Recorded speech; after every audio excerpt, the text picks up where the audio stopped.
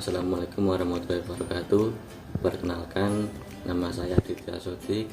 Di sini saya akan mempelajari KD 4.2 mengembangkan teks prosedur dengan memperhatikan hasil analisis terhadap isi, struktur, dan kebahasaan. Struktur teks prosedur. Tujuan. Pernyataan yang menyatakan tujuan penulisan. Tidak jarang tujuan berbentuk beberapa paragraf pengantar yang menyatakan tujuan penulisan. Alat dan bahan. Daftar atau rincian, namun bisa juga dibuat menjadi paragraf. Bagian ini tentunya hanya digunakan untuk beberapa jenis prosedur seperti cara melakukan sesuatu dengan alat yang spesifik atau untuk membuat sesuatu yang membutuhkan bahan.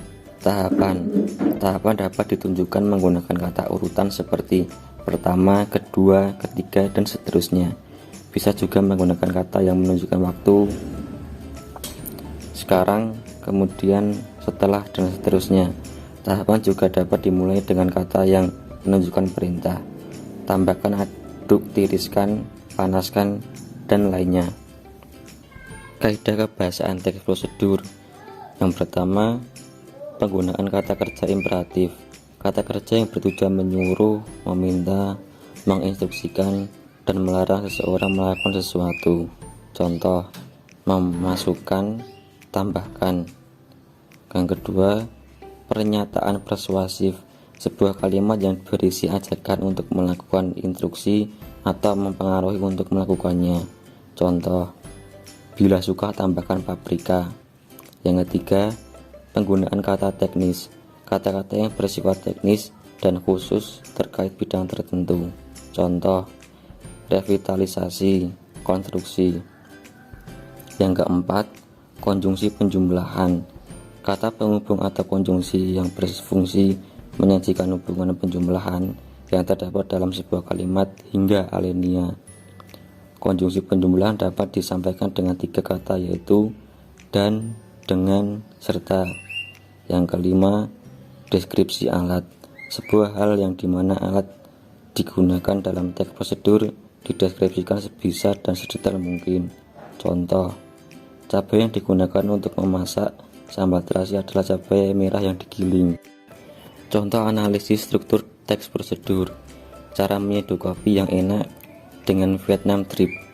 Alat dan bahan: 1 gelas susu kental manis, 1 sendok makan kopi, air, dripper, es batu kalau disajikan dingin.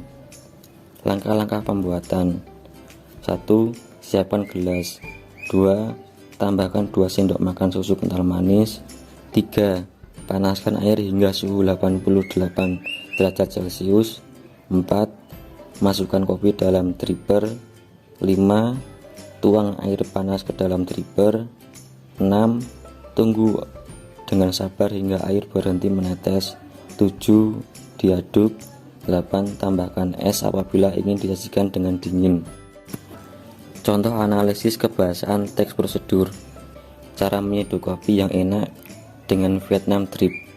Alat dan bahan: 1 gelas susu kental manis, 1 sendok makan kopi, air, dripper, es batu kalau disajikan dingin. Langkah-langkah pembuatan: 1. Siapkan gelas. 2. Tambahkan 2 sendok makan susu kental manis. 3. Panaskan air hingga suhu 88 derajat Celcius. 4. Masukkan kopi dalam dripper. 5.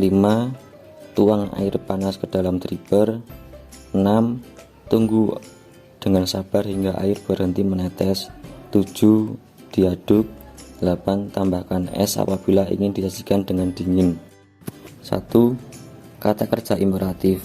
Siapkan, tambahkan, panaskan, masukkan, tuang, aduk, tunggu.